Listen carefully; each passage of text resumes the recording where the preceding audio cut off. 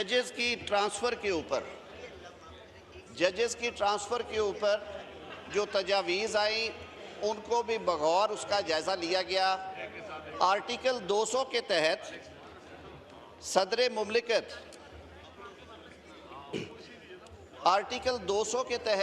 मुमलिकत किसी भी जज साहब का जो कि हाई कोर्ट में अपने फ़राइज़ सर अंजाम दे रहे हैं, एक हाई कोर्ट से दूसरे हाई कोर्ट में तबादला तजवीज़ कर सकते थे और फिर उस पर मुनासिब अहकामात जारी कर सकते थे, प्रोवाइडेड कि जिस जज का तबादला होना है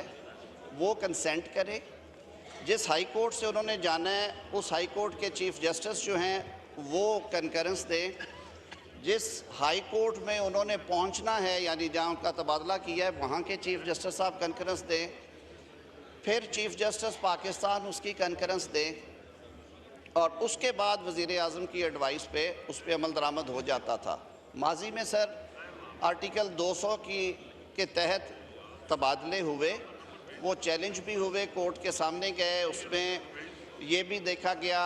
कि आया ये आइनी फ्रेमवर्क में हुए और साथ उसमें सीनियरिटी का भी इशू आया। सर बहस मुबाहिसे और गौर व खौस के बाद ये तय पाया कि आर्टिकल 200 में तरमीम करके जो जुडिशल कमीशन ऑफ पाकिस्तान है जिसकी सरबराही चीफ़ जस्टिस करेंगे, जिसमें 5 जज साहबान सुप्रीम कोर्ट ऑफ पाकिस्तान और आइनी अदालत से होंगे,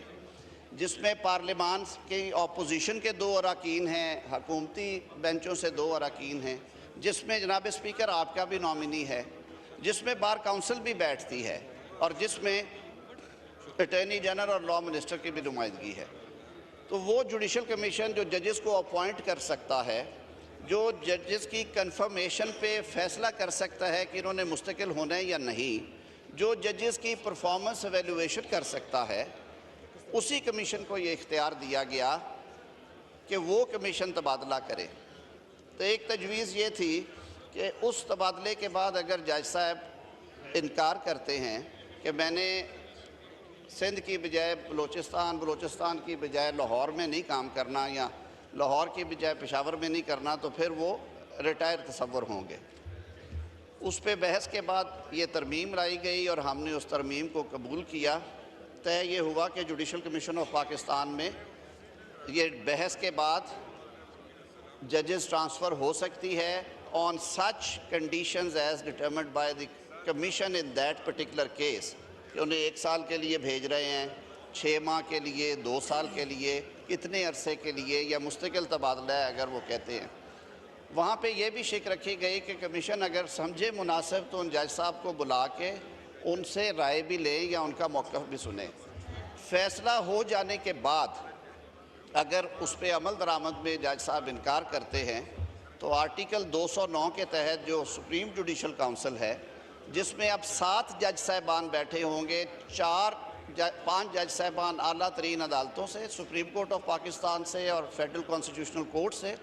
और 2 सीनियर बोर्ड चीफ़ जस्टिसेस, तो फिर ये मामला वहाँ पे जाएगा।